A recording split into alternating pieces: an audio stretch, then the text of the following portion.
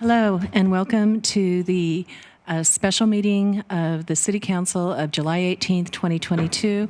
With apologies, we had started this meeting at 5:30 and we had technical difficulties pushing out to Zoom with a lack of audio.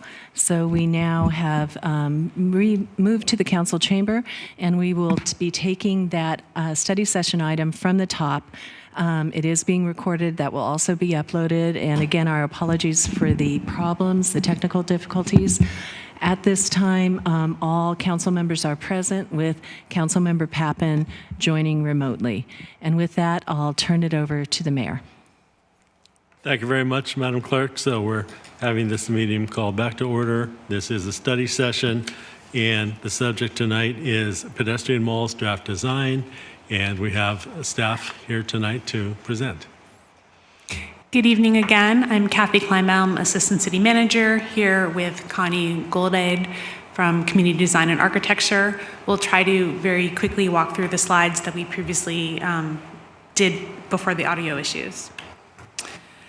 So just as a reminder, the City Council made the pedestrian mall permanent in October 2021, and starting in May, we transitioned to the more permanent outdoor dining situation compared to the end of the temporary pandemic program. And we hired Community Design and Architecture to help us design short-term improvements for the pedestrian mall.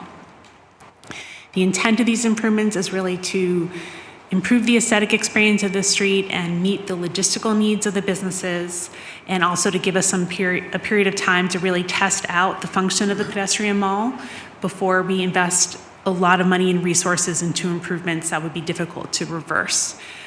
So the focus of these are things like replacing the existing barricades, removing all the street striping and signage that's out there, traffic signal adjustments, creating more loading zones for the businesses, creating some public use areas, which we'll go into in more detail, enhancing access, and making beautification improvements. Ultimately, we want to get to the long-term improvements, which would pretty much involve grading and repaving the streets so that the sidewalk is flush all the way across the street. That's a very expensive improvement, which will likely cost several $1 million per block. Some of the design challenges we were dealing with for the short-term improvements include the slope of the street, which, as everyone is aware, is very inconsistent across the street, with the crown of the street being several inches above the actual sidewalk height.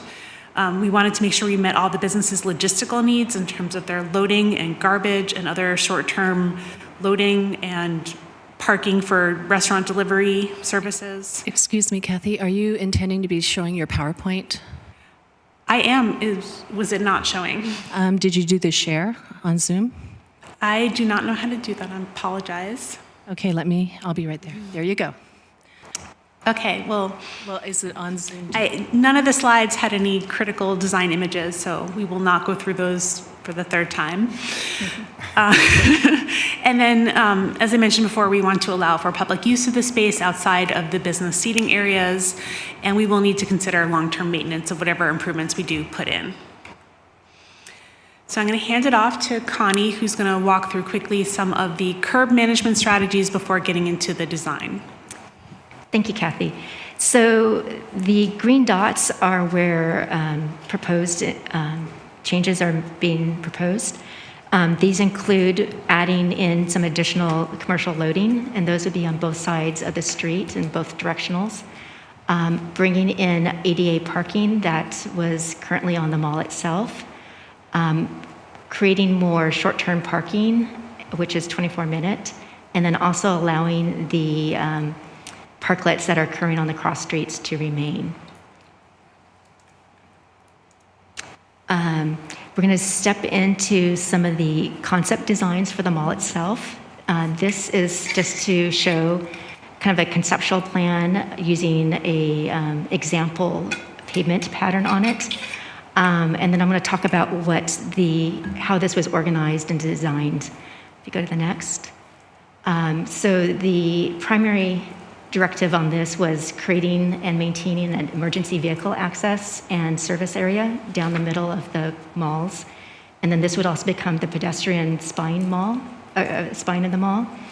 Then the peachy colored public areas are places where public seating and activities could happen, such as children's play areas, public art, noontime concert series or other types of things. And then the blue commercial areas are places where seating and dining associated with the adjacent establishments could happen. And so that was done on both blocks and kind of set up the organization for the mall design itself. So again, this is the overall mall. So the idea was trying to use paint and other design elements to link them all together, including the intersection to tie it all. And the art areas was trying to designate if public art was going to be a pavement area, that those would be places where it could happen. And then also looking at putting in different types of seating, planters, mid-block temporary ramps, bike racks, and how that could be organized along the mall itself. So getting back to where we kind of left off, these are conceptual sections and elevations of the mall, what it could look like. The top one is a kind of a mid-block area with seating, planters, and in this particular instance, a children's play area. And on the bottom would be a conceptual block entry with the bollards and the planters to kind of keep it open and kind of have an improved aesthetic to it. So these are some ideas for seating options that could be used in the mall itself. On the left are different types of seating and tables. They could have umbrellas, they could have a chessboard inserted on it. They also offer ADA seating where someone in a wheelchair or a stroller could pull up to it. There's other types of seating that could be functional and playful, as the stepped modular system where you could have different heights and configurations that could be made, or it could be a single unit. And then also kind of round concrete benches that could be different sizes and colors of that as well. On the next slide, these are other elements that are being considered. The bollards itself, using something that's a little bit more decorative, that could be fixed and then also can be collapsible or fold over for if there's a service or emergency vehicle need to get through there. Looking at the different type of paint systems that could be used. Same with planters, using the city standard waste bin and bike racks that could be out there, and then also the temporary boardwalk ramp that could be used for mid-block conditions. Right now, the colors are really not picked out depending on what kind of pavement coating system or colors are used for that. We thought that the colors of the site furnishings then could be tied into that color, be compatible with it. So the actual colors have not been selected at this time. So then the next series of slides is looking at different types of options or patterns that could be used for the mall itself. And these are just kind of optional colors too. So colors can be mix and match, they can be completely different. But these are just some things that we're using for this. So this first series is looking at something that's a little bit more curvilinear, kind of denote movement and kind of some activities along the street, and looking at different ways that the organization elements, such as the EVA/promenade, and the public seating areas or activity areas, and the intersection could be handled, and looking at both the pattern and the color of that, and then also identifying a potential art element to that. Then the next slides is looking at picking up on the existing brick sidewalk and the brick pavement of the plaza there at the theater, and extending that across the street itself and the intersection, and looking at different types of scales that could be with that.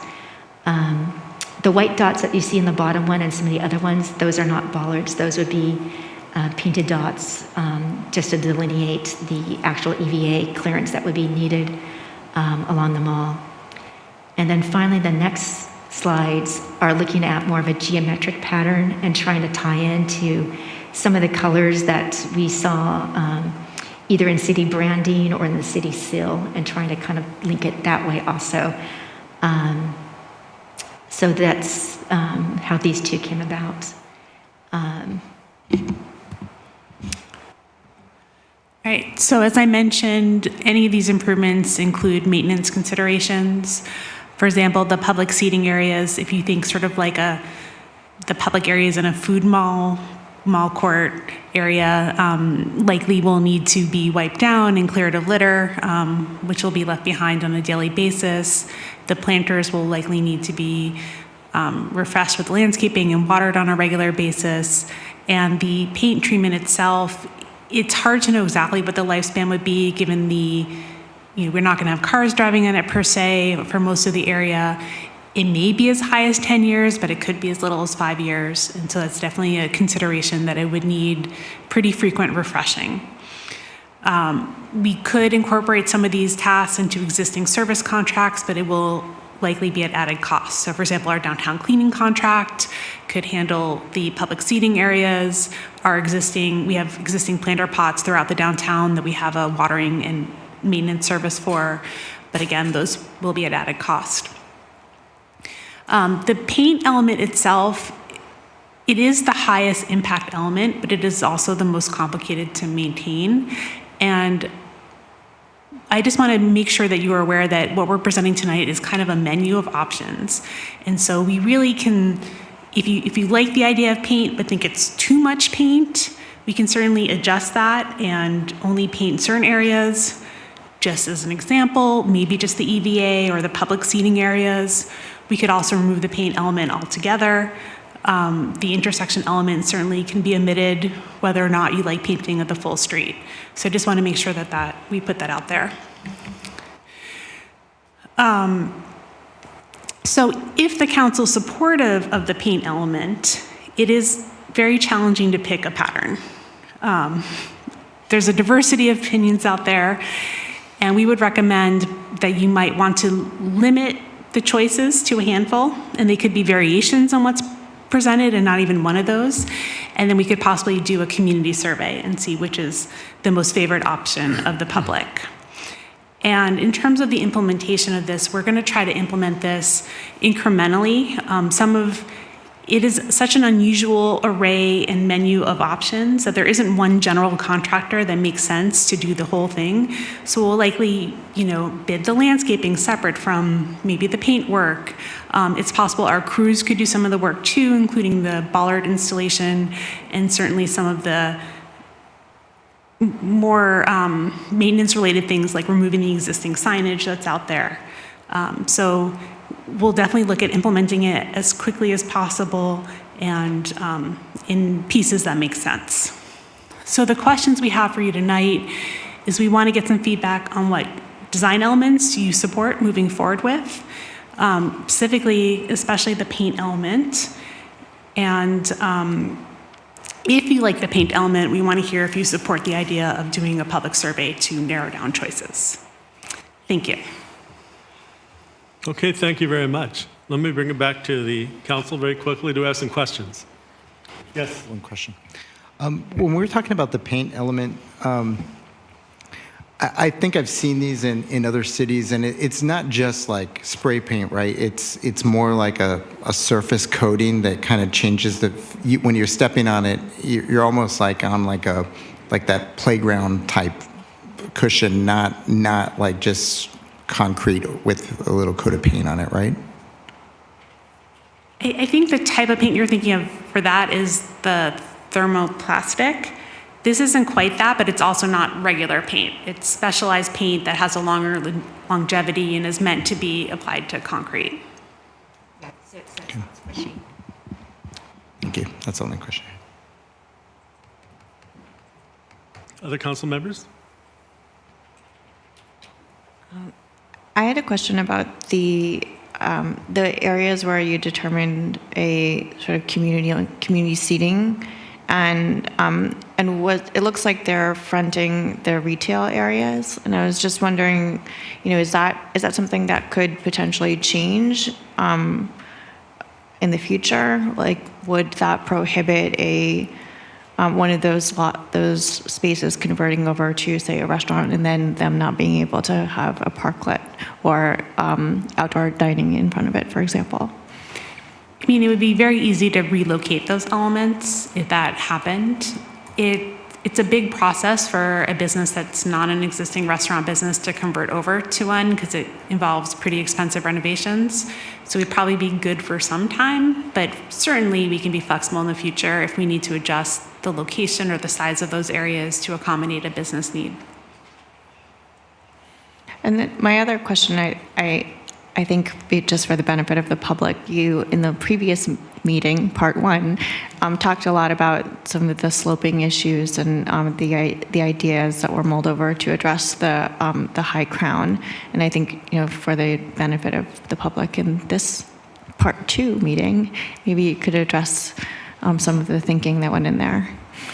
Thank you for that reminder. So we looked at a lot of possible short-term solutions to address the crown issue, and unfortunately could not come up with any that wasn't pretty much a whole-scale repaving of the street.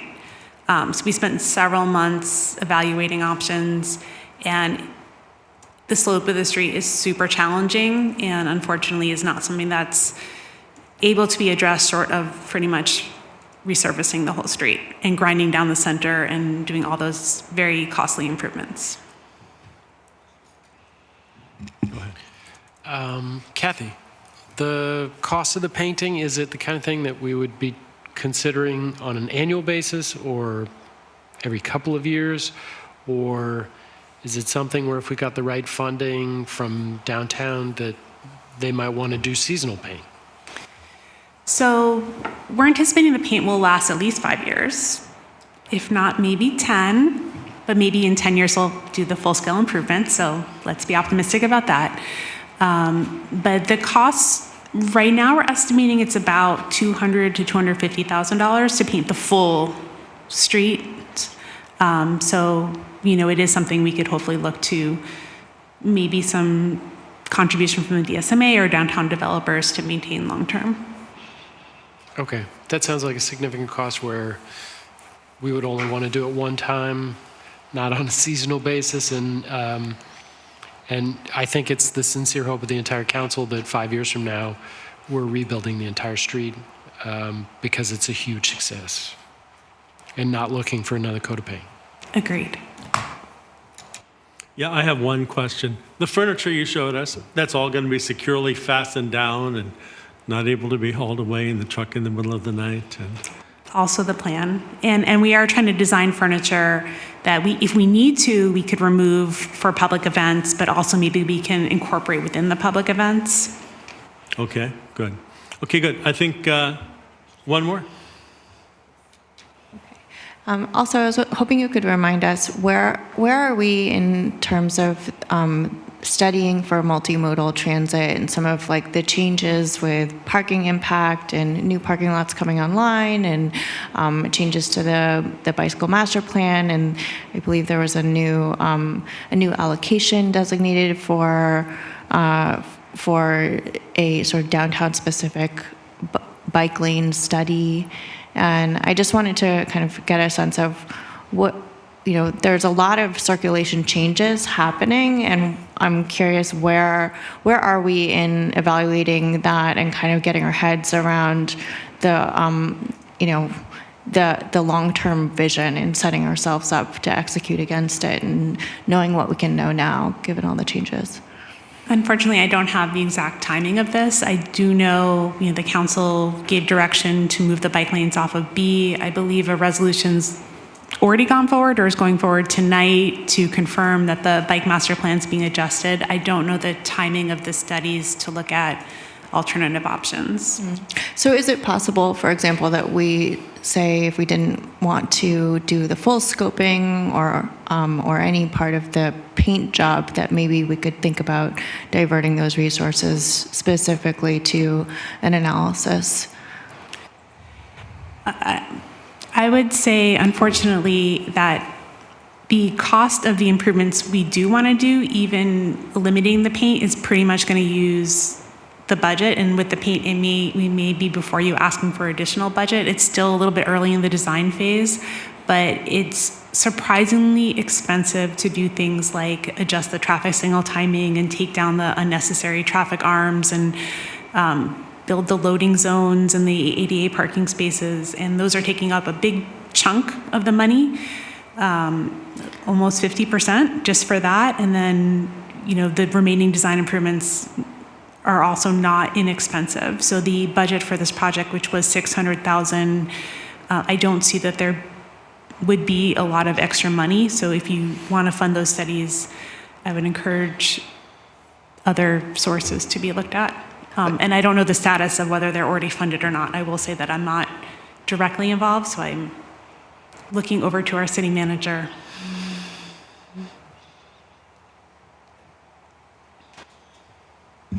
No, the other improvements are not funded at this point. Okay, so but did I hear you correctly that you said the paint alone is $250,000? Correct. Okay, so that's some amount of money. It is not a small amount of money. Okay, thanks. Thank you very much. In the interest of moving on, I think we'll go to public comment. I'll call our first speaker up. In the audience is Rayanne Motoshemi. Please come on up.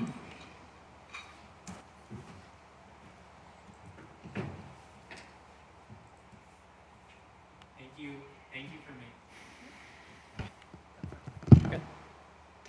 Testing. Okay. Thank you for making 2 blocks of B Street into a car-free pedestrian space. I encourage you to add e-lockers into the long-term design to reduce micro-mobility theft. I also support the addition of ADA and short-term parking spaces close to the pedestrian mall. We should include more ADA spaces to further a commitment to accessibility. I understand that you have a decision to make regarding whether to paint the mall pavement with a specific design in the interim, and that this painting and other associated aesthetic improvements would constitute roughly 60% of the budgeted cost, according to my understanding of the staff report, compared to just 40% of the cost for the other necessary enhancements.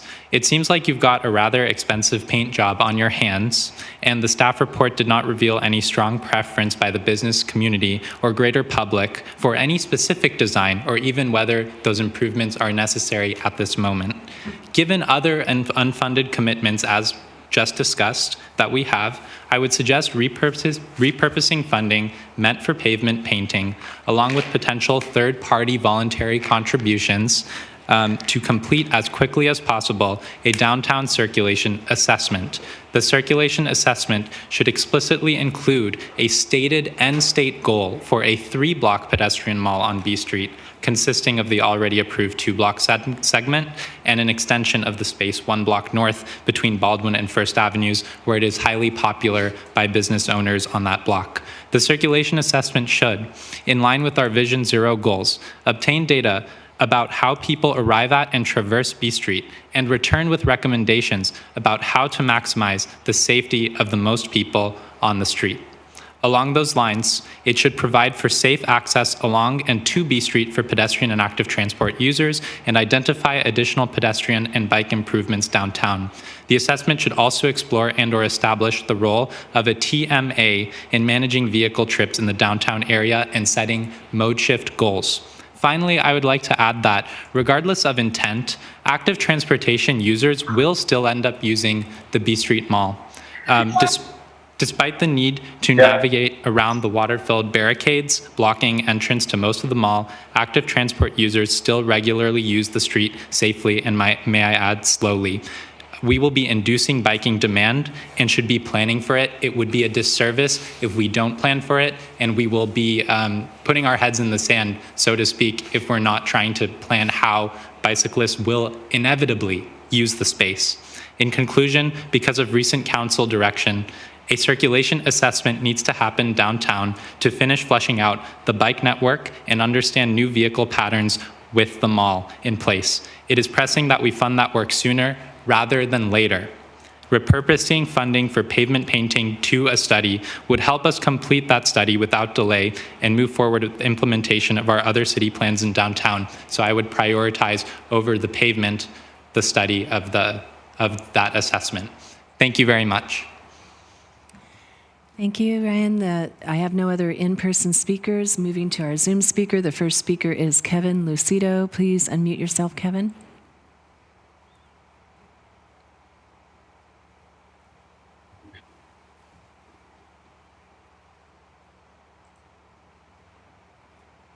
Kevin, you're still muted.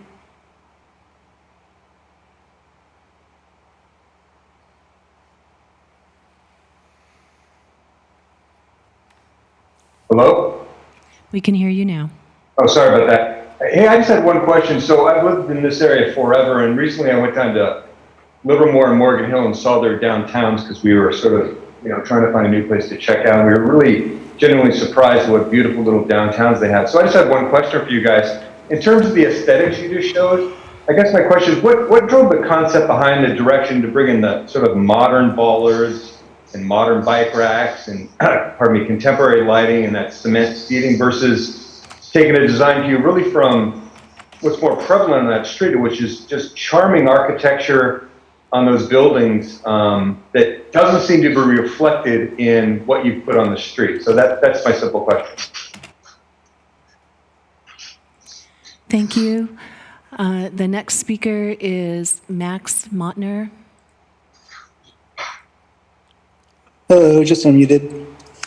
Hello, folks. I really am grateful that this topic is being discussed. I'm super stoked that this sort of a pedestrian mall is being created and planned out. And I think Ryan spoke a lot more eloquently than I might, as far as I think there's a real need and desire to make things a bit safer for non-car transit to and from this awesome downtown asset that we're working towards. And I think that the funding a study to establish that kind of safety infrastructure would be really well worth it over a superficial short-term expense like the painting being discussed. I also think as far as a longer-term solution, that would be really cool and is one thing that I think makes Burlingame downtown such an asset to their community is the brick paving or tiling that they have on their sidewalks that are extremely wide. I think we could leapfrog them and have an even more desirable and attractive asset in our community with our pedestrian-only downtown. So just a thought. Thanks for taking my comment. Thank you. Our next speaker is Jonathan New.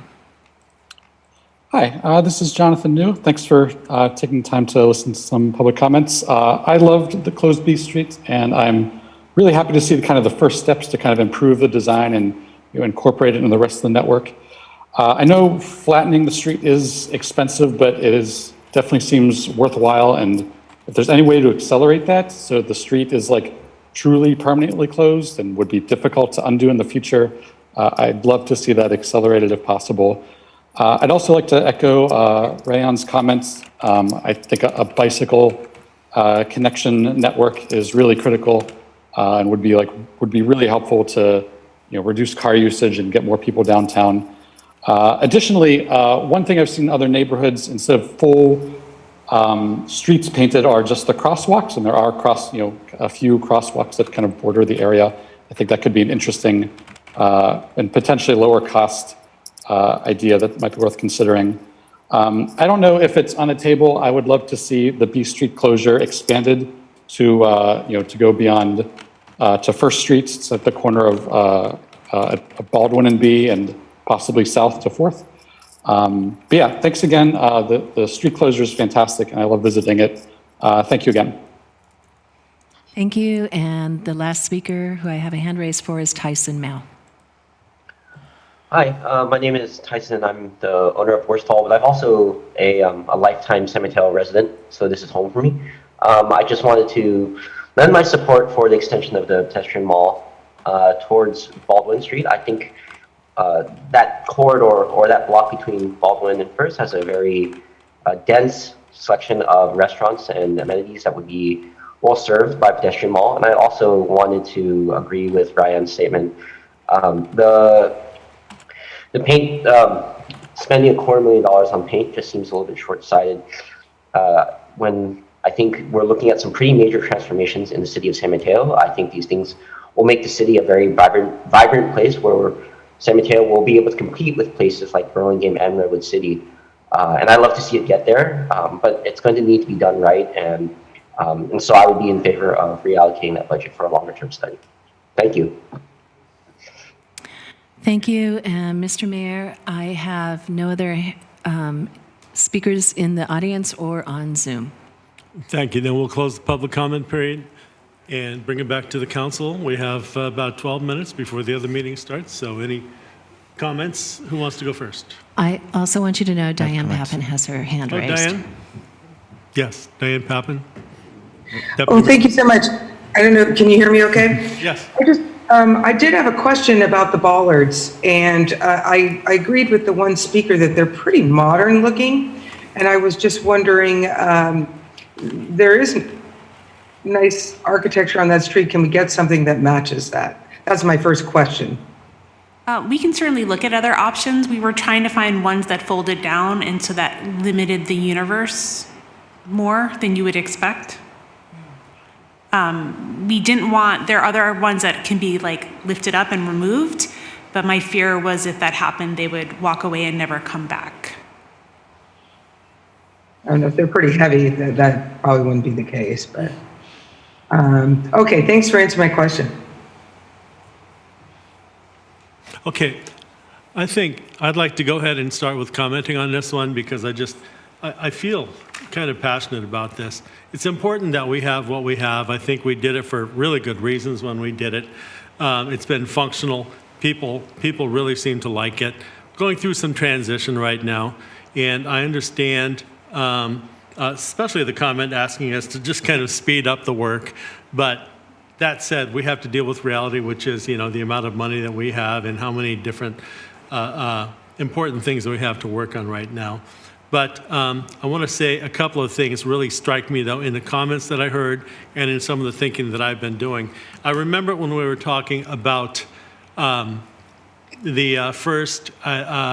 proposed development at First and B, and the question came up, they were showing their sidewalk layout, and there was a question about protected bike lane. And that's when I think we mentioned that we might want to remove the protected bike lane from the area through B Street there between First and Third, I guess. And I think that raises an important question. I think I mentioned at the time that that particular part of that path can't be just removed without causing some kind of a gap, because there was discussion about maybe moving bicycles over to Ellsworth or some other alternative street for the north and south direction travel.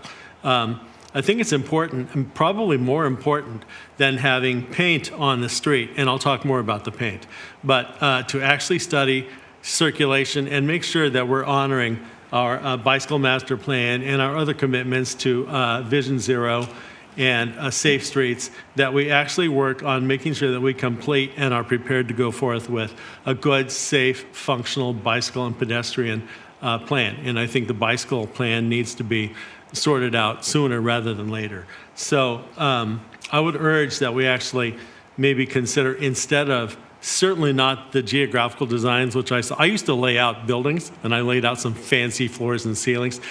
There's a lot of time and money spent in laying out those geographic designs. We don't need designs. All we need really is a sealed street, something that can be cleaned. Okay, and we might not even really need that. What I'm thinking is that it's more important to make sure that bicyclists are able to traverse the downtown safely. And I'm a little closer to this now since I bought an e-bike and I've been riding around downtown. I'm getting in touch with the difficulties that exist for riders down there. So I'm interested in making it safer rather than delaying and not doing that. I want to say also the handicap spaces, I'm not sure they're quite enough. I think it would be good to have a couple of more handicap spaces. High visibility crosswalks at the intersection of 2nd and B. rather than painting the entire intersection. Once again, I think painting that entire intersection is a bit of overkill.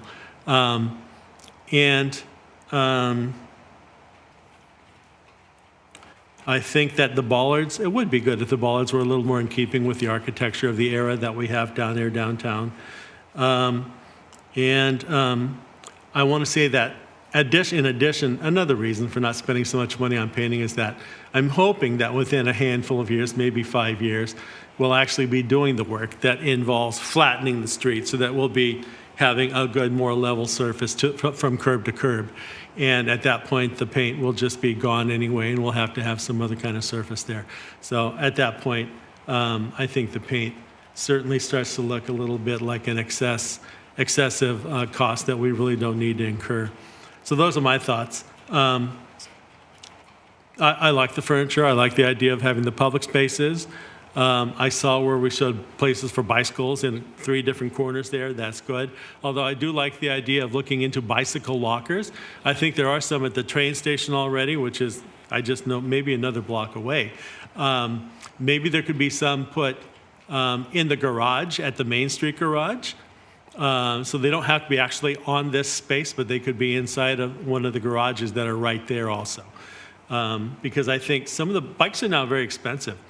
I don't know whether people know, but especially e-bikes, extremely expensive. They need to be safe and not be able to be stolen. Those are my comments. Thanks. Yeah, go ahead. Okay, I have a little bit of a different perspective on this. We made the really kind of tough decision, the initial decision to take cars off this pedestrian plaza. And I think most local businesses and a lot of residents were really happy about that. They're on board with it, but they're waiting for something to change because right now, everybody knows it's not optimal. And I think that we have the benefit of the doubt right now.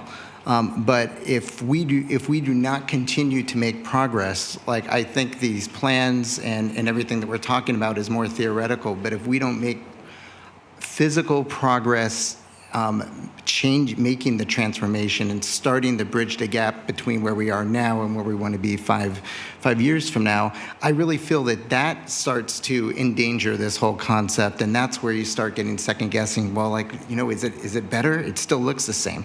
So I don't think we need as much street painting as maybe was on some of those ones, but I do think it makes a big statement that this is a different space than every other street in downtown. I think it delineates it. I think that the 5-year lifespan is about right. That will be the right bridge time. I think that it will be a mistake to just continue planning and just sealing it up and making it look the exact same for 5 years.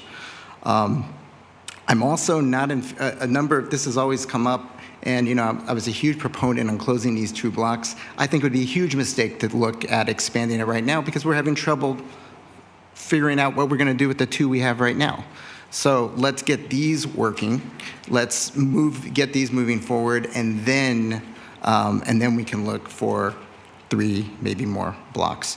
$200,000 is not chump change. That's about how much we spent to light up with the twinkly lights on that street.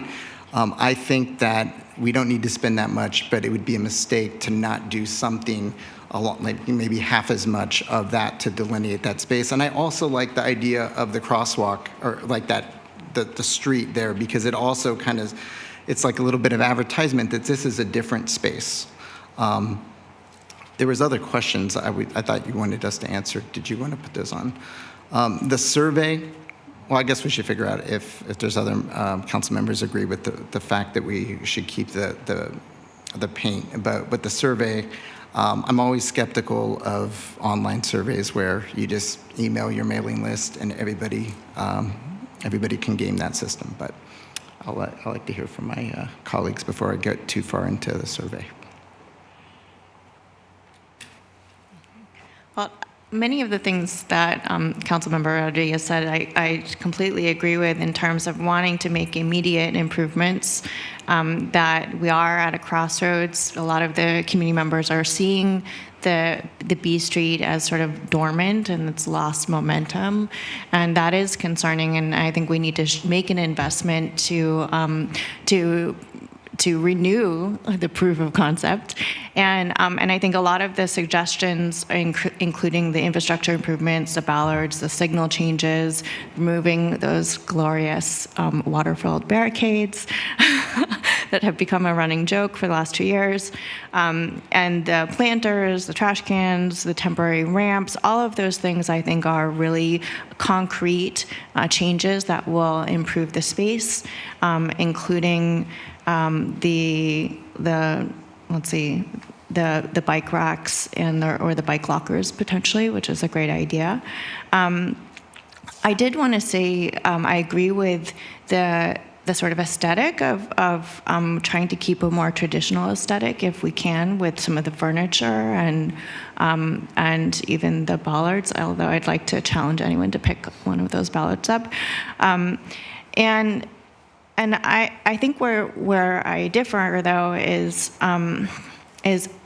I personally, as a council person, we are policymakers, and while I might have an aesthetic preference, I think that there's a body. There is actually a designated body in the city of San Mateo to determine things like public art, and I would like us to think about the public art as being the solution that we're looking for in terms of defining the space, creating sort of that placemaking experience that's nodding to our history, that's nodding to our value system.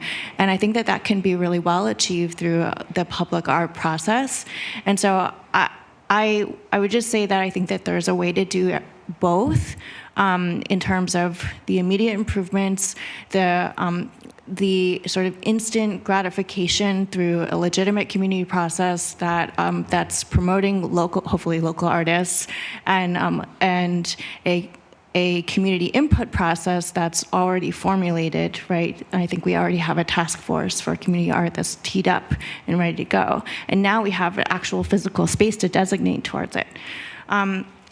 And when we free up that funding, potentially for $250,000, plus the additional voluntary contribution that's looking like maybe $300,000, that could go a lot further in terms of potentially resourcing some of those unfunded circulation studies that are so needed for our long-term planning. So I think we're at a crossroads in terms of, do the paint or do the study. And for me, there's this urge to do something that would have an immediate gratification, but I think that can be solved through the public art process, and the infrastructure investments, and and even just the furniture and community space making plans that are already in place, and also get the long-term studies that we have yet to fund some dollars. So that's where I'm at. Thank you. Councilmember Goldfeld. Thank you very much. This is by far, I think, the most exciting and fun project that's been a long time coming. I think Jack Matthews, long before I ever came to the council, was talking about a public pedestrian plaza in the downtown or near the downtown, and I'm so glad this finally come to fruition. My priorities for this space are to have the most impact, which I think would be planters, trees, bushes, things that will clearly designate this space as for pedestrians and make it look different than the other streets. It doesn't look like a temporary closed street when you have permanent fixtures like a tree and a planter or a bush. Also, the furniture, I think, really draws people in and gets them to activate the space in the way that we want them to do. Kathy, I think you're the right person for this project, and I trust you completely. I really love all the ideas that you brought to us. The paint is a difficult issue, not because it's bad. I'd love to paint the whole street and do it, but it's expensive, and there's a lot of stakeholders. The restaurants that have taken over the space with their parklets are big stakeholders who deserve to have a voice when you're literally saying we're going to paint the space underneath your parklet. So I'd like to see a little bit more input from those businesses about what's going to go on the street. But I think that it will have an impact too. It's probably my second priority after the planters and the benches and chairs and seating areas in the middle of the street. My second priority would be the paint, and then everything else after that.